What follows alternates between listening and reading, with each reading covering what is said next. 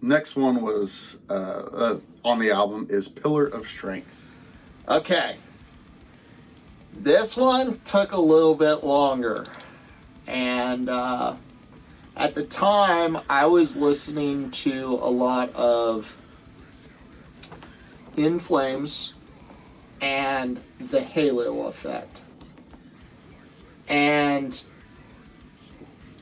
then, the regular stuff, Hatebreed, music that I draw influence from.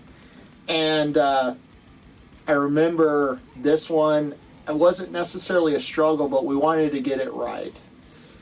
And we went through several different renditions of this, this, that, and the other. And once we finally kind of got the bare bones of it together, it started coming together pretty quickly after that.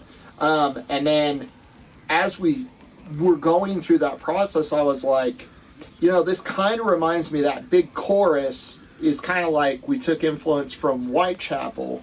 Was it The Impossibility of an Impossible? As they said, I'm probably butchering that. Nope, that's it. Yep.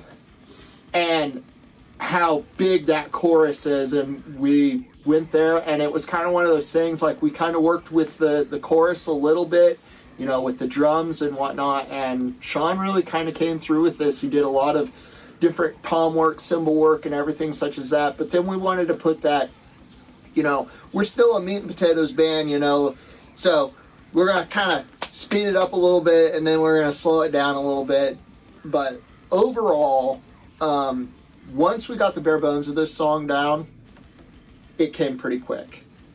But getting there sometimes is the struggle. Yeah, it was a scrap, rinse, and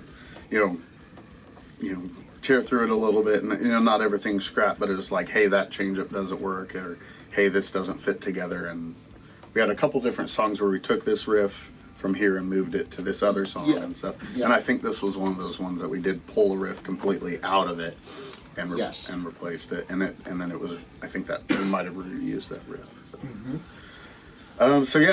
Lyrically for this one. So we wrote this one when I was in the midst of dealing with my losing the functionality of my eyes. So with that, it's a big deal. So I'm going through my stuff. You could say mild depression, whatever. But the big thing for me, I used to play video games all the time. If anybody knows me outside of the band, I used to.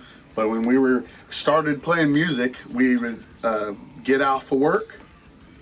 We'd go rehearse if it was a rehearsal day. I'd go home and spend most of the rest of the day playing World of Warcraft or whatever at the time, and moved away from that. But I played video games all the time, and with my eye messing up, it made it that I could not do it because the focusing, the not blinking when you're focusing on shooter game or whatever, and the light sensitivity, I would get massive migraines. So it was other than music, video games was a big part of kind of what kept my sanity. And this was one of those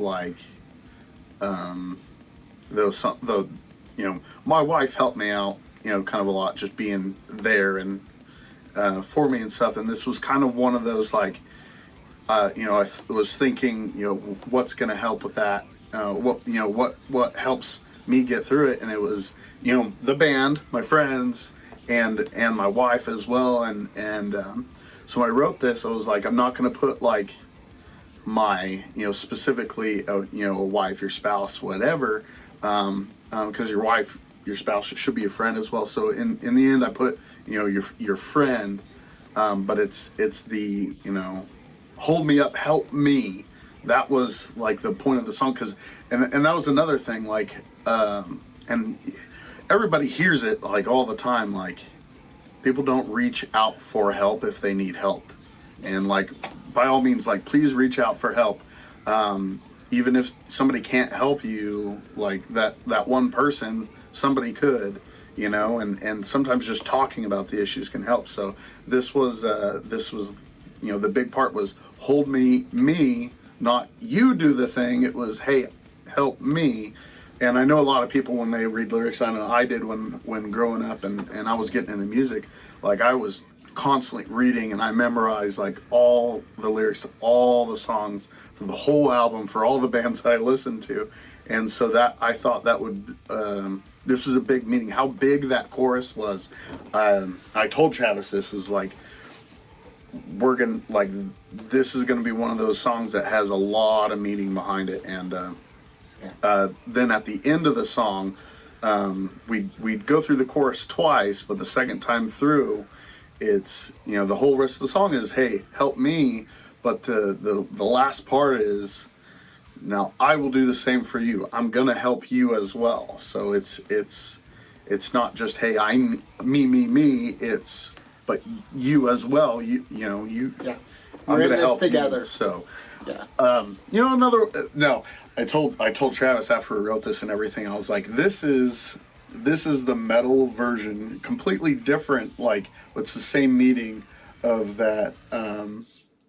Stand by me or what? Oh. What was it? Yeah, I think that's what you were saying. Stand by me. When you're not strong, I'll be your friend. Dude, old band at a bar, it was RT's Alibi. Yep. We were all singing just that chorus on repeat for like 4 minutes, just being stupid and just having fun. But yeah, in the end, it's similar meaning. But it is a big deal. It is a big thing. Important. A lot of